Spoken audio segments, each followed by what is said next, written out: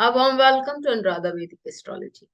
Today we are going to talk about Taurus, and we are going to talk about the symbol of Taurus, the bull, its one unique quality, and how it can be seen through various houses. How does it reflect for various lagnas? So, when we talk about the bull, all of us know it's a very hard-working animal. It's a very practical animal. We all know that it's very productive, and we know that it's quite bulky. Do we know that the bull, being a social animal, when isolated, there's a drastic change in its nature and productivity? Scientifically, it has been proven that when the bull is kept in an isolated place, it stops eating. In fact, its consumption goes down drastically. When it is kept in isolation, its milk production goes down drastically when we are talking about the female bull. Also, it becomes prone to diseases when the bull is kept alone. It so happens that the bull will not be able to do much alone on its own. It feels a lot of fear and pressure. So, being a social animal, it needs the company of those it loves or it recognizes, understands around it. This is what the science tells us now. Now, when we are looking into this very quality of the bull, how do we associate it with different houses for different lagnas? And how do we associate it with characters of people or the characters of people that particular house represents in your chart? Let's begin with the Aries Lagna. For the Aries Lagna, this is the second house. So, you cannot probably eat alone, or when you are alone, you don't like to eat proper meals. Your meals would be very scattered. They may not be of the same quantity or quality that you would generally partake when you are sitting with your family or with your friends. Second house for you also represents education and studies. So when you are studying, you might feel very depressed or isolated when you're doing it alone. You need to be there with people around you. Even if you are studying in a room all by yourself, then needs to be people out there for you to be able to study in peace. You have to have the feeling, yes, that there are others around you. Second house represents your learnings, as I said. So you work better when you're learning in a guru. When we talk about the Taurus Lagna, this is the Lagna that denotes yourself. You are happy when you are in a group. You are happy when you are socializing. You're happy when you're talking to people. You feel secure. You feel loved. When you're not traveling or not with others around you, you do not like that feeling and you like to socialize, and you would then make an intent or a plan to go out, do something with a group in tow. When we talk about the Gemini for the Gemini Lagna people, this is the 12th house. 12th house is our house of isolation, contrary that it comes here. But 12th house is also the house of spending. So, what are the kind of people you would like to spend your money, your time, and your resources with? Definitely people you love, people you're close to, people whom you share similar ideologies with. So when it comes to spending money, obviously you're going to spend it with your near and on your near and dear ones or on your loved ones, people whom you know only. Now, people would say that's something very obvious. Understand, the 12th house is also the house of charity. Generally, it is said that you should be giving money in charity to unknown resources. But with the Gemini people, you will find that these people give in charity to those whom they know, whom they're very secure about that the money would be used well. So, this is talking about a certain social circle you're interacting with. Let's move on to the Cancer. For the Cancer Lagna, this is the 11th house. 11th house talks about your friends, family, social groups, and 11th house also talks about your income. Since this is a social group itself that we're talking about, a social association, whom would you like to associate yourself with? Just like-minded people, people who form a group of your family, people you are very familiar with.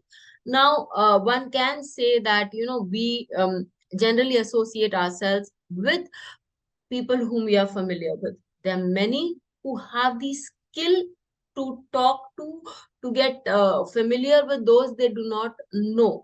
But when you talk about the Cancerians, it is always seen that they drift towards those people whom they are very friendly and known to. They generally shy away from making associations with those people who they are not very comfortable with, or rather should I say they do not know very well. And they also like to have their friends and family around them. They are basically people who like associations around them. Let's talk about the Leo Lagna. For the Leo Lagna, it's your 10th house. You will do well in agencies. You can, where you will have people to interact with. Again, it's your workplace, and in your workplace, you do not like to be sitting alone and doing any work. You want the hustle bustle of an entire social circle around you. You may be working, concentrating on a work, but amidst that concentration, you need to see people around you. Again, when we're talking about this Leo Lagna, the 10th house for you is the house where you get a lot of recognition and aim also. Just to let you know, even in that social circle, in that herd of bull, there's always one leader who leads. So probably with the herd of bull around you, you want to be that leader. When we talk about the Virgo Lagna, for the Virgo Lagna people, the ninth house typically symbolizes your higher learning, and the ninth house also symbolizes your pilgrimages.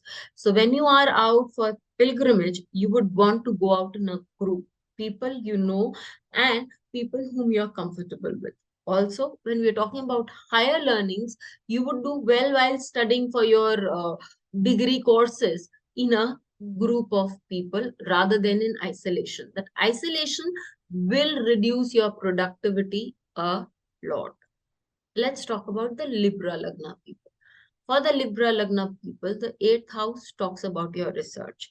The 8th house talks about your income, investments in portfolios. So, what kind of portfolios would you go for? You would go for mutual funds, because mutual funds is a number of portfolios together and you will do well there. Also, for the Libra Lagna, the 8th house, as I said, is your research. You will do well when you are doing your research with a group of people.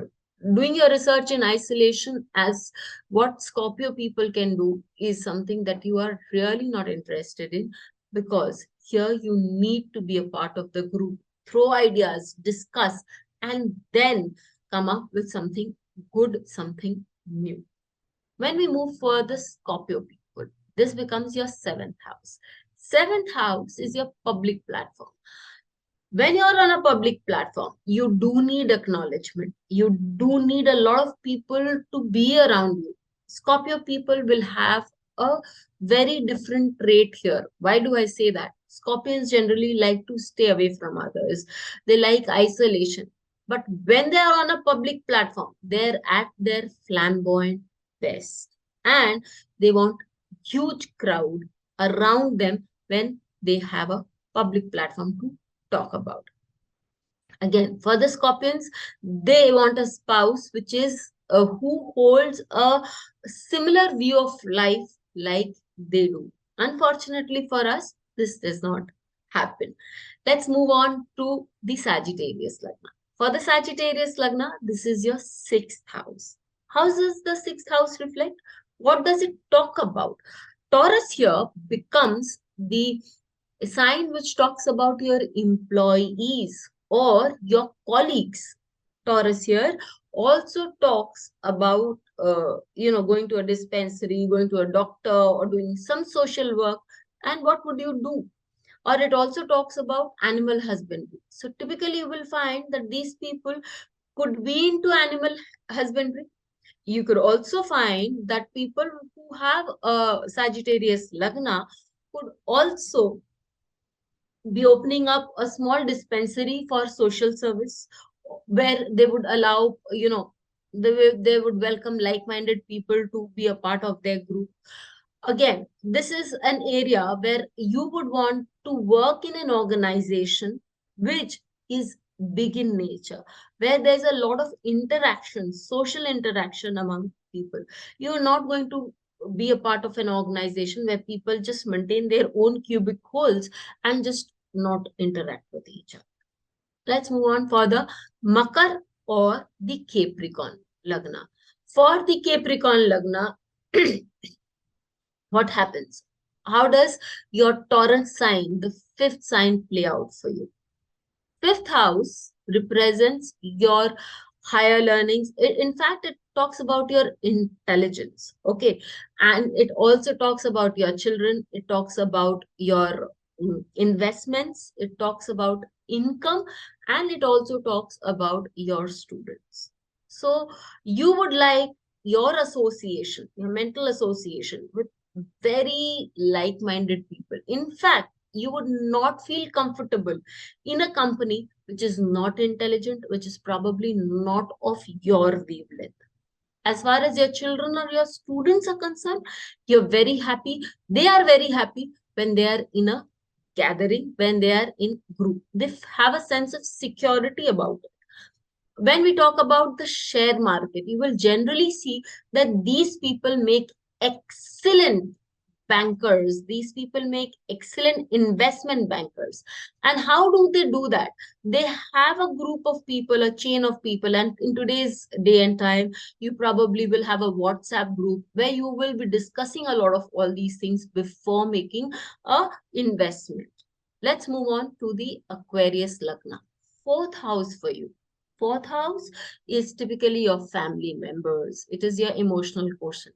Whom are you very comfortable with? Your emotional quotient requires you to be around your family member. In fact, when you're isolated, when you do not have many family members around, you do not have anybody to vent out your feelings, that is the time when you hit one of your lowest ebbs.